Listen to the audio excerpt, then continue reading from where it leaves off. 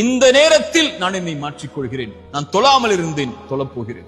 நான் பொய் கூறிக் கொண்டிருந்தேன், பொய்யை நிறுத்தப் போகிறேன். நான் புறம் பேசிக் கொண்டிருந்தேன், புறத்தை நிறுத்தப் போகிறேன். பிறருடைய மானங்களை பற்றி பேசிக் கொண்டிருந்தேன், இனிமேல் பேசப் போவதில்லை. என்னுடைய பெற்றோர்களுக்கு முக்கியத்துவம் கொடுக்காமல் இருந்தேன், இப்போது கொடுக்க போகிறேன். என்னுடைய உறவுகளை ஆதரிக்காமல் இருந்தேன், இப்போது ஆதரிக்கப் போகிறேன். நன்றி செலுத்தாமல் இருந்தேன், இதோ நன்றிக்காக தயாராக போகிறேன். மரணத்திற்கு முன்னால் பாவ மன்னிப்பை கேட்காமல் இருந்தேன், கேட்கப் போகிறேன். மனிதர்களிடத்திலே கேட்காமல் இருந்தேன், இதோ கேட்கப் போகிறேன். இந்த நிமிடத்தை நான் சரிபடுத்தப் போகிறேன் என்ற உறுதியோடு இறைவனை நெருங்குங்கள்.